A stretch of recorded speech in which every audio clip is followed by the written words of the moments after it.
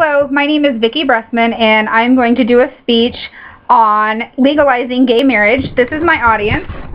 This is Casey and Chance and my brother Matt, who will be listening to my speech today.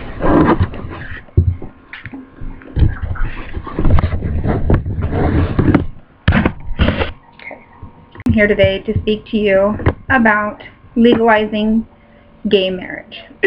Legalizing gay marriage is a subject that has been debated countless times in countless courtrooms, and still there is not one unified answer. Why is gay marriage not nationally legalized in the United States already, the land of the free and the country of free choice? Same-sex marriage is no different than opposite-sex marriage. The commitment, love, and choice in a partner that both entail are equal. Studies show that 1 in 10 people are gay. That means that every family, every person, either has a family member or person close to them that is gay. This is a topic that affects every person in every economic and social aspect. According to author Phyllis Serbs, there are several pros and cons that are part of the debate to legalizing gay marriage. Part of it stems from homophobia.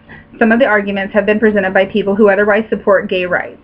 In these cases, the argument is that marriage is a heterosexual institution, as its purpose is procreation, and it is reasoned that gay people have no need to marry. Gay rights activists argue that by refusing gay couples the right to marry is discrimination, and marriage is a legal act. Preventing gay couples from marrying also prevents them from accessing certain legal privileges that marriage endows. A compromise has been attempted in several areas by allowing gay couples to enter into a civil union with many, if not all, of the privileges of marriage. However, gay rights activists argue that this is another way to separate gay and lesbians from mainstream society. Another part of the debate involves transgender and transsexual people who may not necessarily be gay. Many countries do not allow a post-operative transsexual to change their gender legally, and thus prevent them from marrying a member of the opposite sex. Same-sex marriage has not been legal long enough and in enough areas of the world for actual statistics to be measured on children of gay marriage. But what is known about the children of gay couples is extremely powerful. According to Sherry Ann Richardson, who writes for the website Life Tips, in the U.S., the number of children in gay and lesbian homes was between 6 and 10 million in 2000. The number of unmarried partner households has increased dramatically in the last 10 years, possibly from the establishment of stable gay families.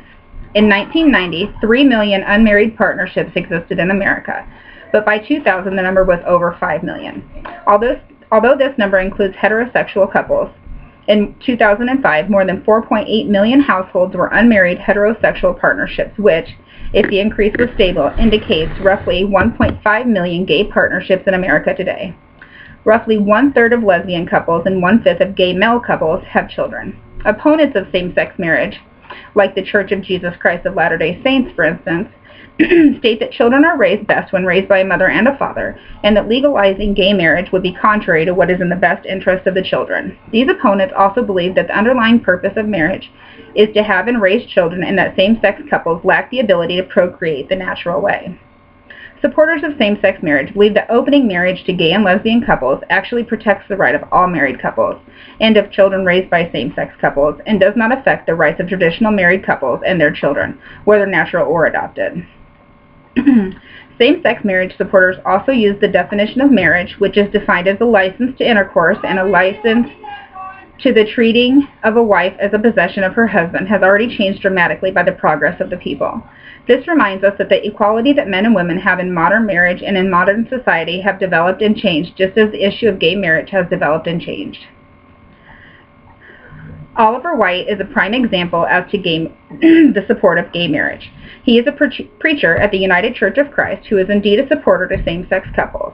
When his congregation found out that he was a supporter of same-sex marriage, most of them left his congregation and dumped him as a homosexual, when in fact he is not. He is married to a woman. To me, this is just an unjust attitude of the people in America, because people are scared of what is not natural to them or to the Bible. I was told one time by a friend of mine that is a gay man, when I had asked him when him and his partner were going to tie the knot, he told me he wants to be able to get married in a church like everyone else is able to, and that isn't going to happen until all of the United States pass the law to legalize same-sex marriage. He wants the same rights as everyone else gets to be able to marry in a church and have a big wedding. This is not going to be able to happen unless society changes.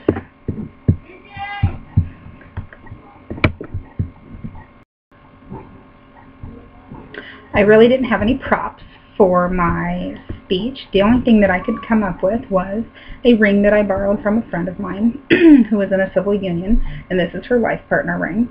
It's different than a wedding ring, but it means the same thing.